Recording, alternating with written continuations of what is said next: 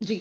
तो अब जैसे कुछ समय पहले डॉक्टर वीके पॉल ने भी चेतावनी दी, एक वार्निंग दी कि मास्क उतर जाना हमारा जो प्रोटेक्शन का लेवल है, अब हम उस स्थिति में नहीं आए कि हम अपने मास्क उतार दें।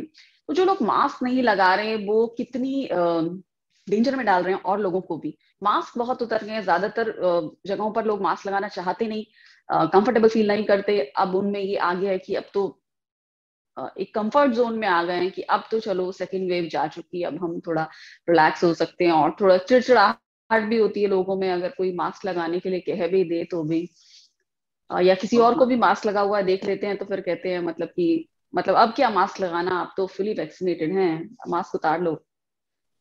हम लगभग उसी अवस्था में पूर्णिमा जी पहुंच गए हैं जहां हम इसी वर्ष फरवरी में थे। उस जी। समय भी 8 से 10 हजार संक्रमण के रोगी प्रतिदिन आ रहे थे फरवरी में। मार्च में भी संख्या रही, लेकिन मार्च में बढ़ना थोड़ा थोड़ा शुरू हुआ था, जिस प्रकार से अब थोड़ा थोड़ा बढ़ना शुरू हुआ है। अप्रैल में चरम पे पहुंचा, मई में चरम पे पहुंचा, फिर नीचे आना शुरू हुआ। तो यदि हम सब वही दृश्य फिर से देखना चाहते हैं तो बचाव न करें, तो मास्क न लगाएं और टीका भी न लगवाएं। अगर हम उससे बचना चाहते हैं तो मास्क का प्रयोग अत्यंत आवश्यक है। और मास्क, जैसे मैं दोहराऊंगा कि मास्क केवल आप संक्रमण से बचने के लिए ही नहीं लगा रहे, आपको प्रदूषण से भी मास्क बचा रहा है। जो आजकल उत्तर भारत में प्रदूषण अपने चरम पे है इस समय। दीपावली के आसपास शुरू होता है, उससे पहले।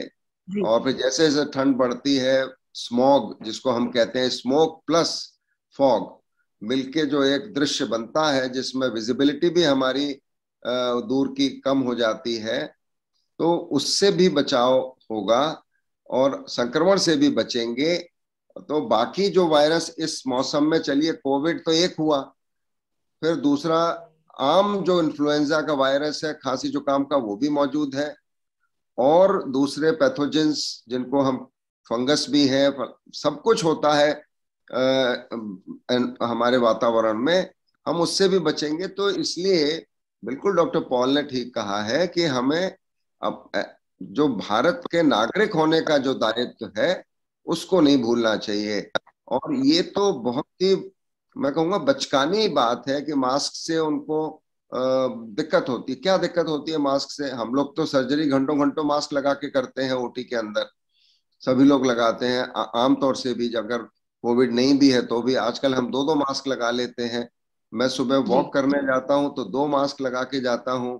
तो मैं तो अकेला वॉक करता हूँ, कोई मैं किसी के संपर्क में भी नहीं आ रहा। कल ही जैसे एक परसों एक विवाह था, उसमें हम नहीं गए, तो बहुत उन्होंने जोर दे रहे थे, फिर भी हम नहीं गए। हम किसी तरह से उनसे क्षमा मांग के हमने काम चला लिया। तो इस प्रकार से लोग कर सकते हैं, करना चाहें, क्योंकि इसको कितनी गंभीरता से लोग लेते हैं। और वो एक शॉर्ट, बहुत ही एक क्षणिक जो एक आनंद की अनुभूति होती है, कहीं जाके दो दो चार लोगों से आप मिल लिए, थोड़ा आपने बाहर का खाना खा लिया, वो भी अनहेल्दी ही होता है अधिकतर। तो मैं ये मानता हूं कि ये लोगों को अपने मन में अपने को समझाना पड़ेगा कि क्या उचित है और क्या अनुचित है। और जी। बिल्कुल आपने ठीक कहा, और डॉक्टर पॉल ने भी बिल्कुल ठीक कहा कि हमारी स्थिति जो इतनी अच्छी है, उसको यदि वो बिगड़ेगी तो हमारी वजह से ही बिगड़ेगी। उसमें फिर आप सरकारों को दोष देते रहें।